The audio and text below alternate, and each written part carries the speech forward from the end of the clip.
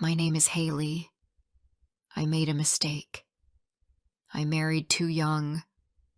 I thought love was enough. I believed in promises, smiles, and warm hands. But real life is harder than I imagined. I was only 19 when I married Henry, and now, at 29, I live with regret. I live in a small town in Michigan, not far from Grand Rapids. I work in the front office of a school. I help with papers and answer the phone. People see me smile every day, but at home, my smile fades. No one there asks how I feel. I met Henry at a diner near my job. He worked as a mechanic at a garage down the street. He had a strong build, short brown hair, and loud confidence. He made jokes. He called me Sunshine after just 2 days. At first, I thought he was joking too much, but then I started to like the way he looked at me, like I was special. He asked me out after 1 week. After 2 months, he said, "Let's get married." I remember his exact words. "Why wait, Haley? We're happy. Let's just do it." At the time, I wanted to leave my parents' house. My mom and dad fought every night. I couldn't sleep. I thought, maybe marriage will save me. Maybe this is my chance at a better life. We got married on a rainy Friday. No big dress, no party. Just a courthouse, 2 rings, and 1 photo. I wore a blue dress and held a white flower. Henry wore jeans and a clean shirt. He said, "You look perfect." That one sentence made me feel like I had done the right thing. We moved into a small apartment above a pizza shop. The floors creaked. The walls were thin. But I was happy. I bought curtains and small candles. I cooked dinner every evening. I told myself, we're building something. At first, Henry was kind. He brought me coffee in the mornings. He kissed my cheek when I cleaned the dishes. He told me jokes and called me beautiful. But that didn't last long. After just 3 months, things began to change. He started coming home late. He stopped smiling when he saw me. When I asked questions, he got cold. I remember one evening clearly. I made chicken and mashed potatoes, his favorite. I wore the dress he once liked. I lit a candle and waited. He walked in, dropped his keys, and said, "Why is it dark in here?" I smiled. "I thought you'd like a nice dinner." He looked at the food. "Looks fine," he said, then turned on the TV. He didn't ask how my day was. He didn't notice the candle. He didn't touch his plate for 10 minutes. I ate quietly, pretending everything was normal. After dinner, he fell asleep on the couch. I sat in the kitchen alone, staring at my cold food. I asked myself, is this how love is supposed to feel? As weeks passed, he talked less and complained more. He said I was boring. He said I didn't understand him. He called me too soft. I cleaned, worked, cooked, smiled. But he didn't seem to care. One Saturday, I asked if we could go to the lake. It was sunny, and I missed fresh air. He said, "I'm not in the mood, Haley. You always want something." I said, "I just want a day with you." He laughed. then go alone. I felt like I didn't exist. A month later, I came home early. I had left work at noon because of a small fever. I bought cookies on the way home. I thought maybe we could have tea together. When I opened the apartment door, I heard a woman laughing. I walked in. A woman with red hair sat on our couch. Henry sat next to her. He looked up, surprised. "You're home?" he said. She stood fast, picked up her purse, and left without saying a word. I looked at Henry. "Who was she?" he said. "Just a friend." I asked. "Do all your friends sit that close and laugh like that?" He shrugged. "You're making this a thing." I didn't scream. I didn't cry. I just went into the bedroom and closed the door. That night, I lay in bed and stared at the ceiling. Henry didn't say sorry. He didn't explain. He just turned off the light and slept. The next morning, I told him, "That hurt me, Henry. I feel like I don't matter." He replied, "Then maybe you shouldn't be here." That broke me. I packed a small bag and went to my friend Madison's house. She gave me tea and a warm blanket. She said, "You don't deserve this." I stayed with her for 5 days. I waited for a text, a call, an apology. Nothing came. I went back to the apartment to talk, but when I walked in, the living room looked different. My books were in a box. Our wedding photo was gone. I asked, "What is this?" Henry didn't even look up from his phone. He said, "I thought you left." I said, "I needed time. I wanted to fix this."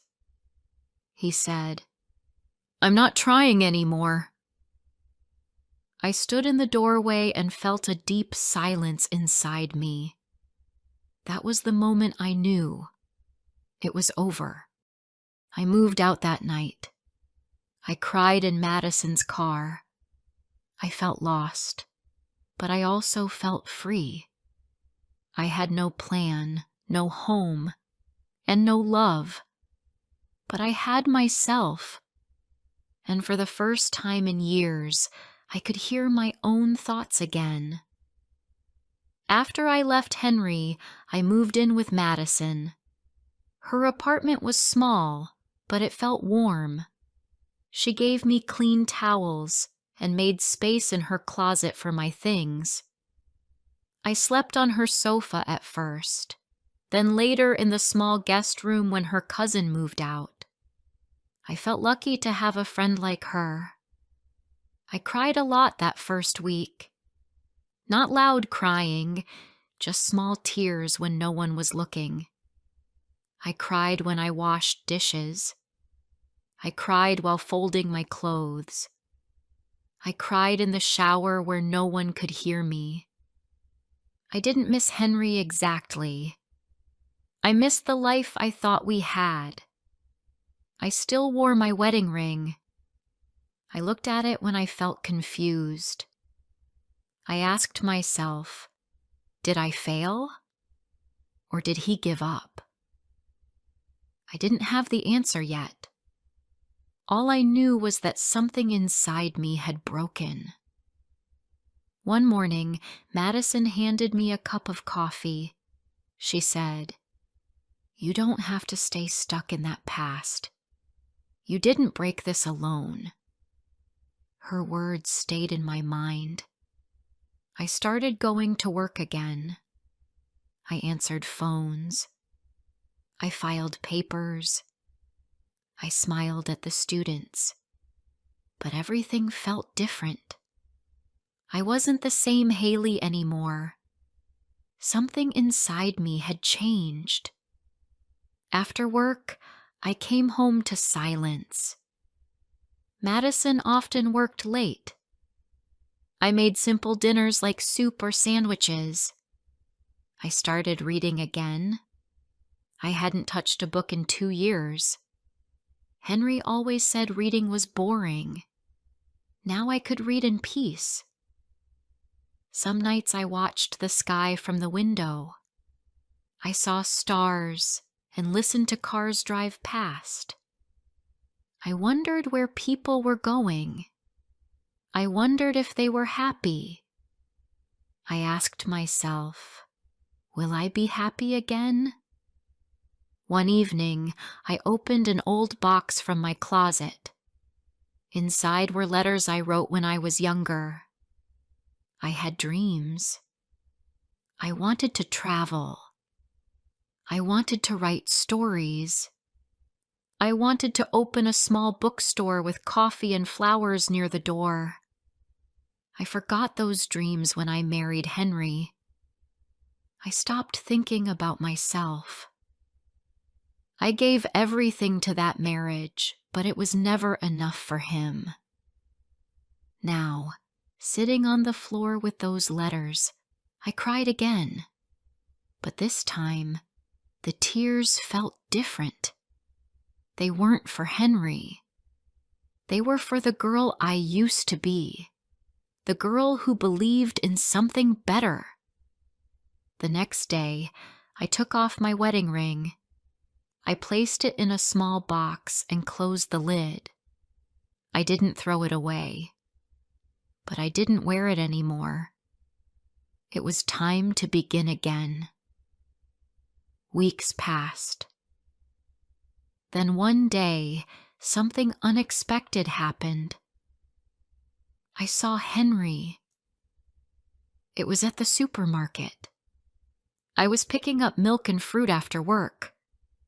I turned the corner, and there he was, standing by the bread.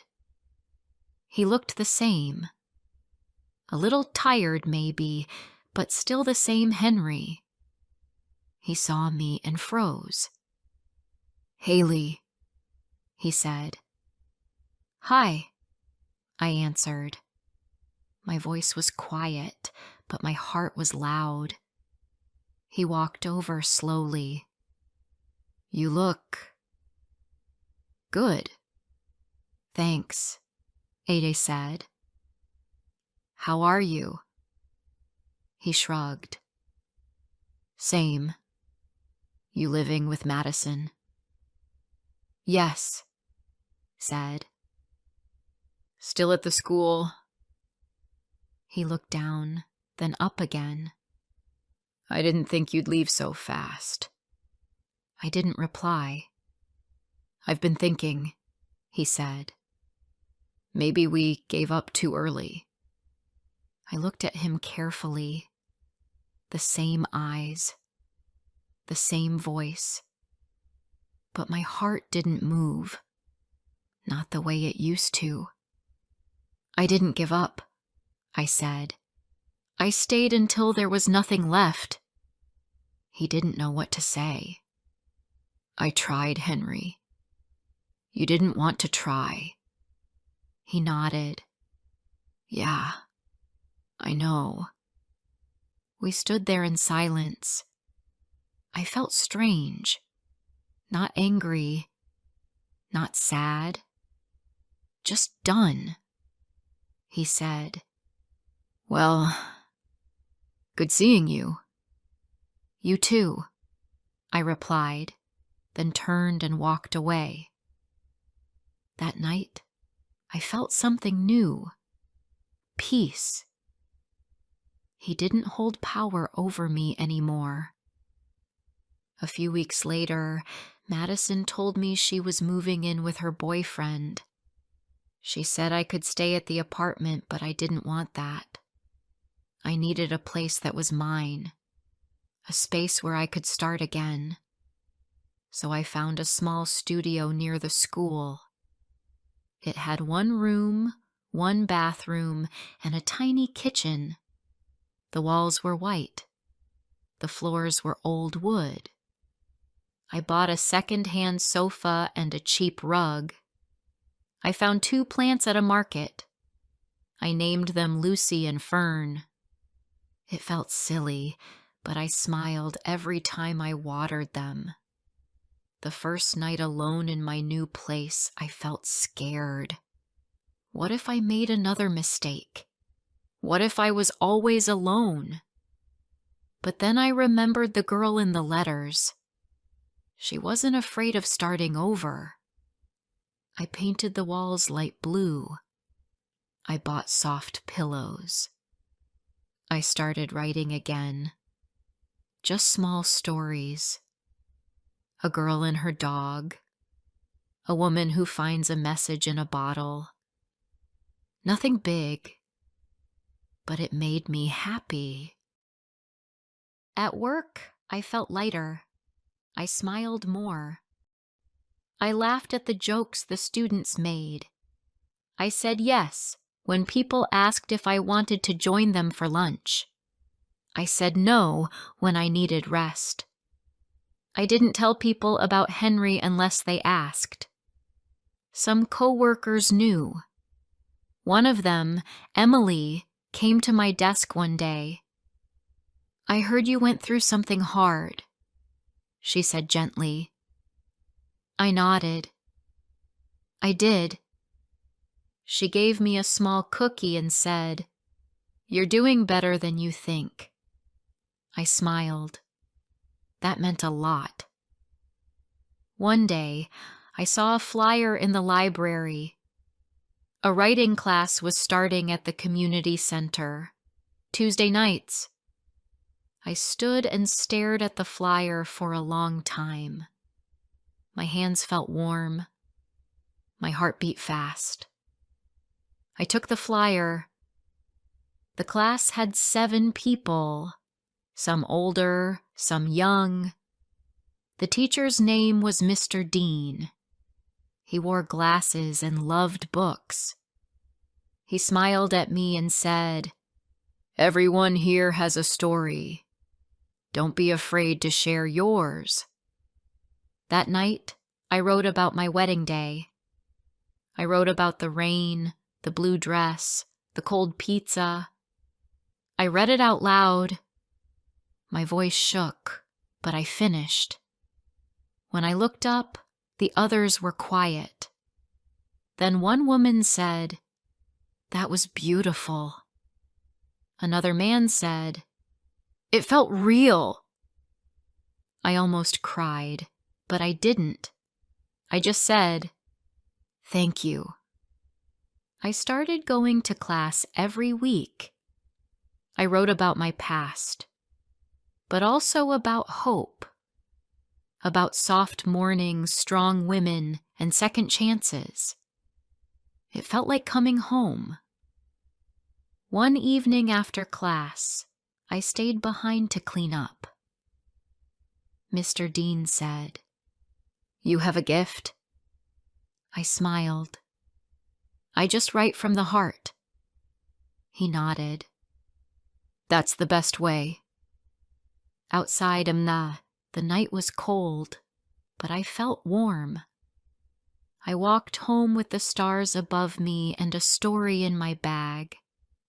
I didn't know what would happen next, but for the first time in a long time, I wasn't afraid of tomorrow. 3 months after I started the writing class, something happened that changed everything again. Mr. Dean gave each of us a note after class one night. Mine said, "Your story made someone cry. In a good way. Keep writing." I smiled all the way home. The next day, I wrote for 2 hours straight. I didn't check the time. I didn't look at my phone. I just wrote. When I finished, I looked around my little studio. There was a soft light from the window. My plants were still green. My heart felt quiet. I whispered to myself, "You're okay, Haley." Soon, I started sharing some of my stories online. I made a small blog. At first, only Madison read it. Then, a few strangers left comments. "This feels like my life," one person wrote. "Thank you for writing this." I didn't know them, but their words felt like warm hands on my back. I started to believe maybe my voice mattered. One Saturday morning, I went to the bookstore downtown.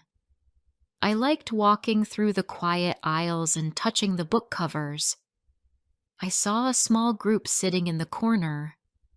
They were reading poetry out loud. A woman smiled at me and said, "Want to join?" I sat down.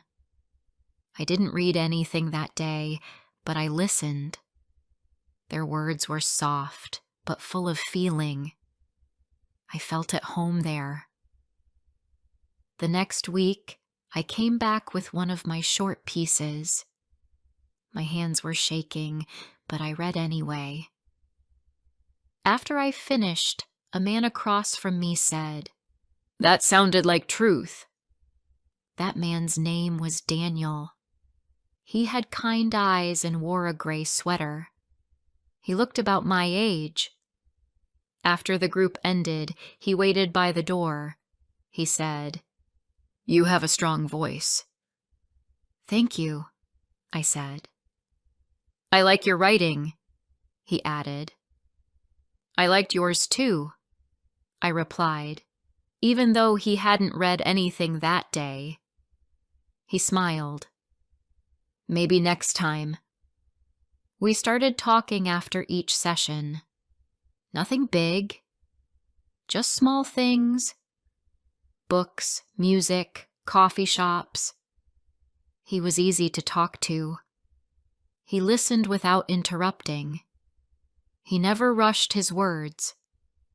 After 3 weeks, he said, "Would you like to get coffee sometime?" I paused. My heart felt nervous, but not afraid. "Yes," I said. "I'd like that."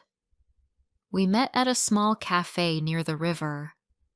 It had big windows and soft chairs. We talked for 2 hours. I told him about my blog.